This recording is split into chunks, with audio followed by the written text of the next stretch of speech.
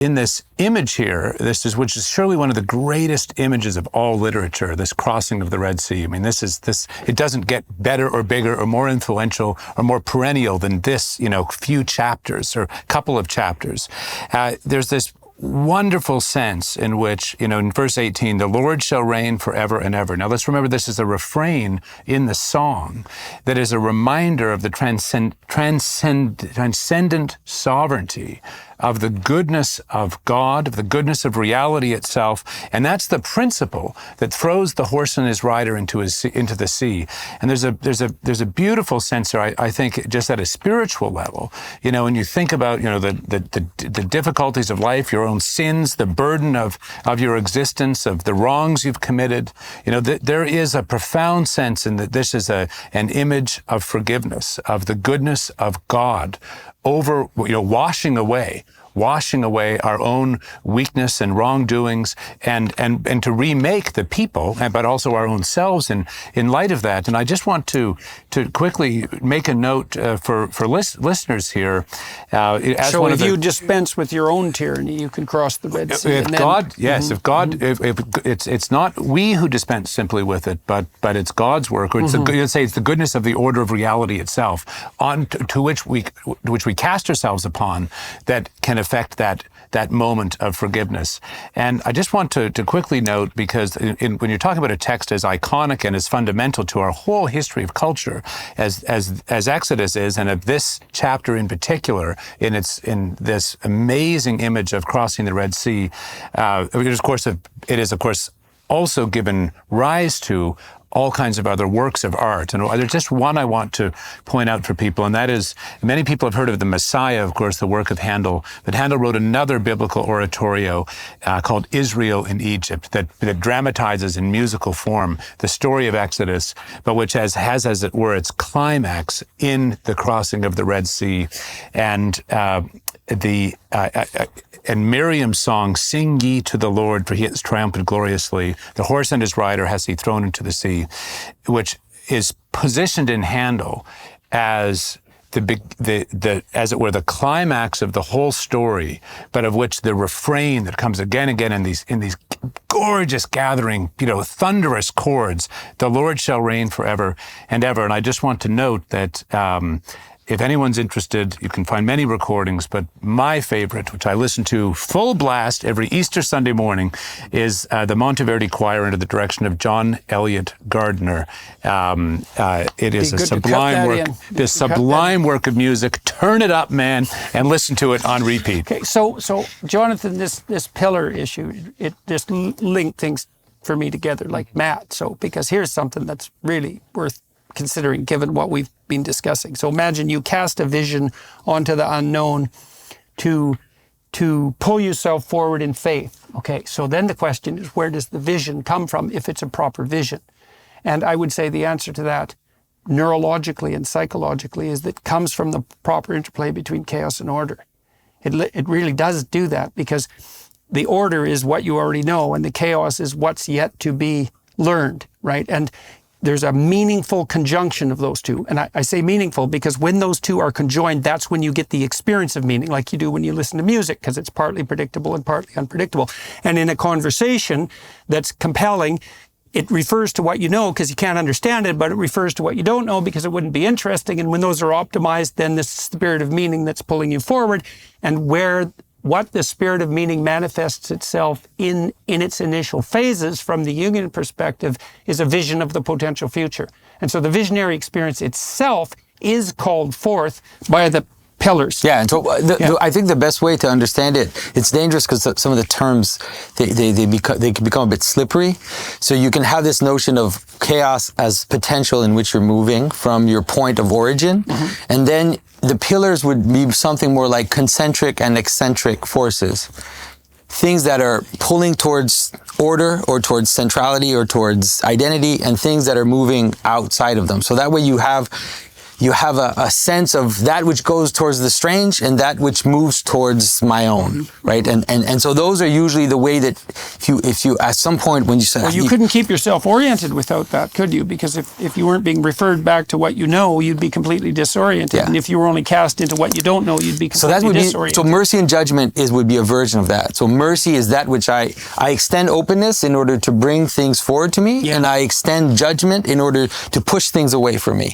And so it's like I harden to push things away, and then they fragment. I open to bring things towards me, and they let's say, so those two forces, like those two pillars. Yeah, right. You have to find your proper place. And this is something which is as much in Christian thinking, and I've seen many rabbis talk about this idea of the right hand and the left hand of God. You know, that this idea of bringing forward with the right hand, pushing away with the left hand, balancing that out in order to let's say, rear a child, for example. You have to have those two balanced sides. Okay. I got one question for all of you. I'm very curious if it'll strike you or not. Verse 20 in this chapter. 15:20? Yes. And Miriam the prophetess, the sister of Aaron, took a timbrel in her hand. See any problem? I mean, she's not described She's not the as sister of Moses? Exactly. Isn't that odd? I don't have an answer. I'm asking an open question. She's the sister of both Moses and Aaron. But why does it say sister of Aaron? Well, Aaron's the spokesperson, so is she being cast as the sister of Aaron because she's also the word here? I don't know. You may be right. Symbolically, or is that would the make further sense. down the chain as it spreads from Moses to Aaron to her? Maybe that's the hierarchical connection. Is there significance in her being a prophetess? Well, no, because he well, that's interesting because Aaron was described as prophet, but so was Moses. But also, Miriam is a prophet that can use words, though, and song. So maybe she's more assimilated. She's assimilated in that text to Aaron more than to Moses. Now, women couldn't be priests. Right, but they can could be be a prophets. No, it is another example of Torah egalitarianism of the sexes, which I could drive you crazy showing you how many examples. But anyway, I did not have an answer to my question. I just find it interesting. Intriguing. I have a question. Yeah. No, fine. Jonathan, this is back to the narrative question. So you said that you project faith and then you fill it with body, then you embody it. Is that right? So I was thinking about the structure that this amount of complexity in a text, like the way we're taking this apart and there's so much meaning, is also part of why it's repeated again and again and again in the way I was saying is inherently in certain regards undramatic, right? Because it's speaking to the procedural and to the ritual. And so it's so interesting is we get through this big climactic action sequence, and then there's a poem or a song that's about what we just saw that describes what we just saw again. So it's like this is in some ways if you're giving screenplay notes on the Bible, this is it's like we're going to tell you what happens, we're going to show you what happens, and then we're going to say what just happened, right? It's the worst way to dramatize something. And what's interesting is that's because the aim is not merely to dramatize, right? The aim is to encode. The aim is to create ritual. Because would this song have been? Is this song sang ritually in the synagogues? Yes. Yeah. So that's part. So the text has a liturgical aspect to it. And it's said in the daily prayer. Okay. I know it by heart in Hebrew because it's in the daily prayer. And what do you suppose?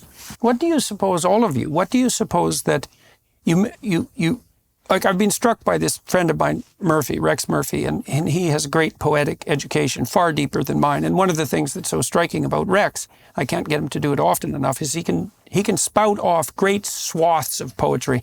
And I was always cynical about that as a kid. Why memorize anything? I thought, because you could just read it. And I didn't really know anybody who could do it. But then I met a few people who could, and it's phenomenally impressive. And he said that it deeply structures the way he thinks, having that encoded into him, And so I'm wondering, if you participate in these practices and you know these songs, it means you can sing the song. It means it can come out of you. It's in you in some real sense. It's not external anymore. And I wonder what that does to us perceptually, and because that one of the things that shapes the way we perceive the world, literally perceive it, is by practicing habits, because we see the world through our habits in some sense. And so you want to develop proper habits. And this joyful singing is a kind of habit, but I can't exactly understand what it does. Dennis was just saying before we started that if you write something down, he's writing something down, you remember it better. right? You remember it better if you write it down than if you type it or tap it into your phone. There's different ways that we're encoded to receive information. And what's so interesting to me with this is it's if you're trying to ritual, you sing, it's one version. So how do you build a mythology? So what is Star Wars? Is it a film? Yeah. Is it comic books? Yes. Is it spin-off TV series? Yes. There's all these different mechanisms for engagement because when something's a myth, it fragments out into all these different parts, right? And then it's sort of pellet shot through the culture to some extent. And you could argue with Star Wars overly commercially so and a little bit cynically, but nonetheless, it's like that's how a mythology is built and moved through the land. And so this is a version of that in a lot of ways. It's like, here's the story. It's also a memory representation because one of the things you do if you want to remember something is, well, if you code it in poetry, that's an aid to memory because of the rhythm, because that's an aid to memory. And then the song, the melody is an aid to memory. And so if you tell the story and you act it out and you sing it, then it's much more likely that it's going to be remembered.